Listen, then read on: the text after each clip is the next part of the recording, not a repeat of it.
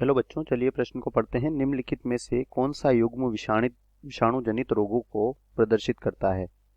तो बच्चों, हमें यहाँ पर प्रश्न में पूछा गया है कि निम्नलिखित दिए गए विकल्पों में से कौन सा युग्म जो है विषाणु जनित रोगों को प्रदर्शित करता है। पहला विकल्प है दाद और एड्स, दूसरा है सामान्य शीत और एड्स, तीसरा है अतिसार तथा सामान्य शीत और चौथा है टाइफॉइड तथा ट्यूबरकुलोसिस।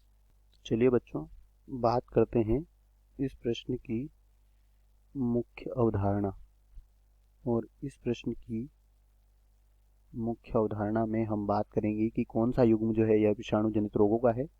पहले विकल्प की बात करते हैं, दाद। तो बच्चों, दाद जो है यह कवक के संक्रमण के कारण होता है, तो यह तो क्या हो जाएगा, गलत होगा। और इसके बाद जो एड्स दिया गया है यह किसके द्वारा होता है, HIV के द्वारा होता है, ह्यूमन इम्यूनो डेफिशिएंसी वायरस। तो ये तो गलत हो गया क्योंकि दाद जो है यहाँ पर कवक के द्वारा हो रहा है, तो पहला विकल्प तो क्या हो गया, गलत। इसके बाद बात करते हैं दूसरे विकल्प की, जिसमें दिया गया है सामान्य शीत, जो कि एक राइनो विषाणु के द्वारा होता है, और एड्स जो कि किसके द्वारा होता है, ह्यूमन, लिख लेते हैं इसका पूरा नाम, ह्यूमन इम्यूनो डेफिशिएंसी विषाणु के द्वारा होता है। तो यह हमारा सही उत्तर हो जाएगा क्योंकि यहाँ पर दोनों ही किसके द्वारा हो रहे हैं, वायरस के द्वारा हो रहे हैं या विषाणु के द्वारा हो रहे हैं।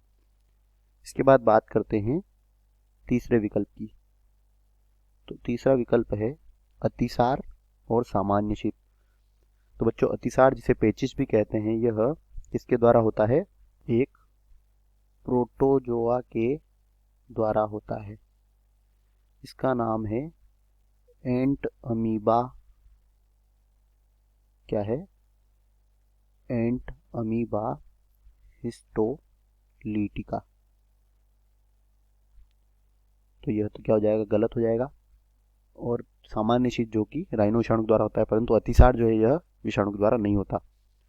और चौथा और आखिरी विकल्प है टाइफॉइड और ट्यूबरकुलोसिस।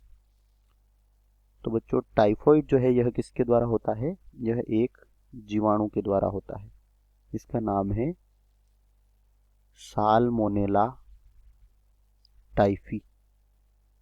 और इसके बाद है ट्यूबरकुलोसिस, जिसे TB भी कहते हैं। यह किसके द्वारा होता है, यह भी एक जीवाणु के द्वारा होता है, जिसका नाम है माइकोबैक्टीरियम ट्यूबरकुलोसिस। क्या कहते हैं, माइकोबैक्टीरियम ट्यूबरकुलोसिस। तो यह भी क्या हो जाएगा, गलत हो जाएगा। तो दिए गए प्रश्न का यहाँ पर सही उत्तर है विकल्प B। आशा करते हैं आपको समझ आया होगा। धन्यवाद।